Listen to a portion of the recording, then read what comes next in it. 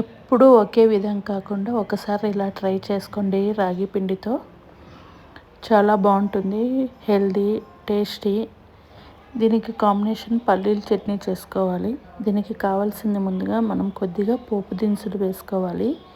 పోపు దినుసులు వేసుకున్న తర్వాత కొద్దిగా కరివేపాకు, ఆనియను, గ్రీన్ చిల్లీ కట్ చేసుకొని వేసుకోవాలి. మనం ఎప్పుడూ రాగి ముద్ద ఇలాగే రాగితో ఎన్నెన్నో చేసుకుంటాము, అలా కాకుండా ఇది ఒకసారి ట్రై చేసుకోండి. లాస్ట్ వరకు చూడండి. ఆనియన్స్, గ్రీన్ చిల్లీ అన్నీ కొంచెము బ్రౌన్ కలర్ అయినాక ఇందులోకి మెయిన్ ఇంగ్రీడియంట్ ఇదే, దీనికి మెయిన్. చాలా ఆరోగ్యము, ఎముకలకి చాలా మంచిది. ఎప్పుడూ మనం ఒకే విధంగా చేసుకొని తింటాము. మెయిన్ ఇంగ్రీడియంట్ ఏంటంటే మునగాకు కూడా ఇందులోకి వేసుకోవాలి.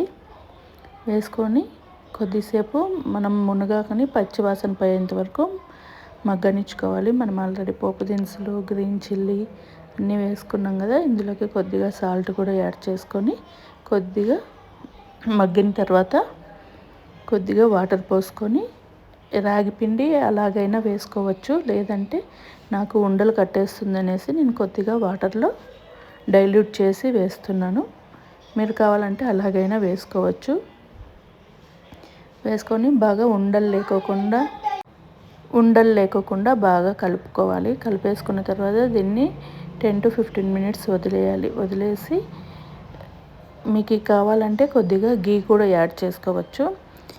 ఇంతకు మించిన అంటే రిచ్ ఫుడ్ అంటాం కదా, దీనికి మించిన రిచ్ ఫుడ్ అనేది ఉండదు. దీనికి కాంబినేషన్ పల్లీల చట్నీ వేసి చేసుకోండి, చాలా బాగుంటుంది. నేను ఫస్ట్ టైం చేస్తున్నాను, బట్ తినడానికి ఎప్పుడూ ఒకేలా కాకుండా అప్పుడప్పుడు ఇలా చేసుకొని తినచ్చు. ఎప్పుడు రాగి ముద్ద, రాగి రొట్లు ఇలాగే కాకుండా అప్పుడప్పుడు ఇలా చేసుకొని తింటే మాత్రం చాలా బాగుంటుంది. మునగాకు తినని వాళ్ళకు కూడా ఇలా చేసి పెట్టేస్తే ఈజీగా తినేస్తారు. పిల్లల నుంచి పెద్దవాళ్ళ వరకు, ఏజ్ అయిన వాళ్ళ వరకు, పిల్లల నుంచి ఏజ్ అయిన వాళ్ళ వరకు కూడా తినే ఫుడ్ ఇది.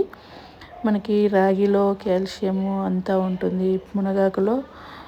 మునగాకు చెప్పాల్సిన అవసరం లేదు, అంత బెనిఫిట్స్ ఉంటాయి మునగాకులో.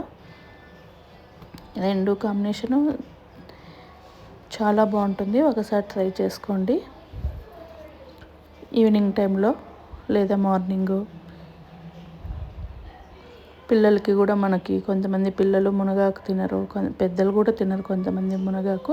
అంటే మునగాకుని మనం పచ్చివాసన పోయేంత వరకు వేయించుకోవాలి.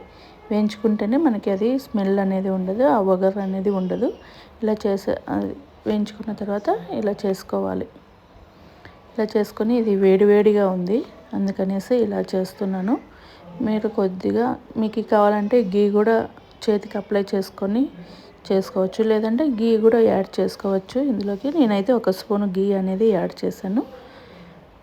మీకు కావాలంటే వేసుకోవచ్చు, లేదంటే స్కిప్ చేయొచ్చు. బట్ డైజెషన్ చాలా బాగా అవుతుంది, ఎముకలకి చాలా మంచిది. కాల్షియము, ఫైబరు ఎక్కువగా ఉండే రిచ్ ఫుడ్ ఇది. ఒకసారి మీరు ట్రై చేసుకోండి. వేడివేడిగా ఉంది అనేసి నేను ఇలా చేసాను. మీకు చిన్న లేదంటే బౌల్కి కొద్దిగా గీ అప్లై చేసుకొని ఇందులో వేసేసుకొని చేసుకోవచ్చు, లేదా చేతిలోనే ఇలా చేసుకోవచ్చు. దీనికి కాంబినేషన్ పల్లీల చట్నీ అయితే సూపర్గా ఉంది. మీరు ట్రై చేయండి. Please like, subscribe. నచ్చితే లైక్ చేయండి.